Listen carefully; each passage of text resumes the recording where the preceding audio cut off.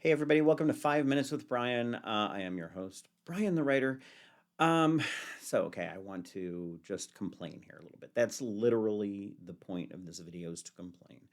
Talking about fundraising. Um, Look, being an indie writer is a lot of work. There's a lot of time and effort involved. This weekend, I have done a couple of different things for fundraising. The first thing I've done is I have a Kickstarter campaign out there that all of you can subscribe to and become supporters of my Kickstarter campaign. That would be wonderful. I would appreciate it. Some sugar daddy or mama out there might turn around and say, you know what? Here you go, fully funded. I don't know. Could happen. Probably not, but could happen. The other thing I've done is I spent yesterday I probably spent a good 2.5 hours just writing ads. Now, my good friends at Scott Ellis Reads actually provided me with a bunch of material to work off of. So I appreciate them for that very much.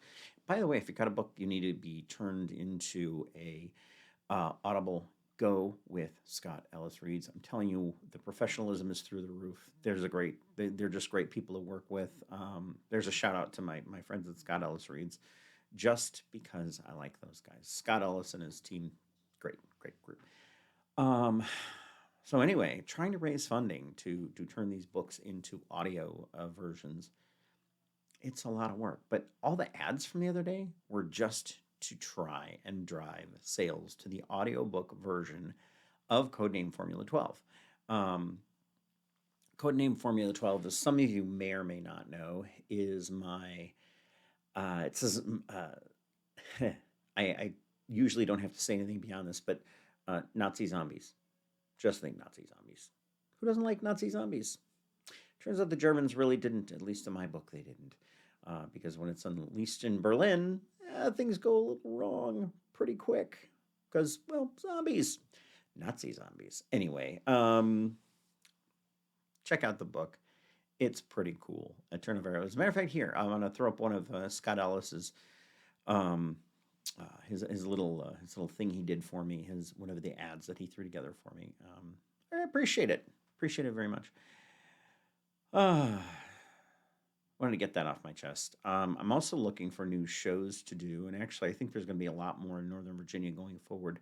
There's sort of this consortium of indie writers up here in the north. We are starting to look at options for putting together shows. What this pertains to, those of you out there who are writers will recognize sometimes we end up having to travel these long distances. I've got AuthorCon 3 coming up this year. I went to AuthorCon 1, did not go to AuthorCon 2. AuthorCon 3 is coming up. Actually, I went to AuthorCon 2 as a just a regular attendee. It was great fun. If you cannot get to AuthorCon, you really strongly should consider going. It's in Williamsburg, Virginia. Well worth it. It's the DoubleTree Hotel. Good time. It's a good time. There's a lot of great authors there. You'll enjoy it.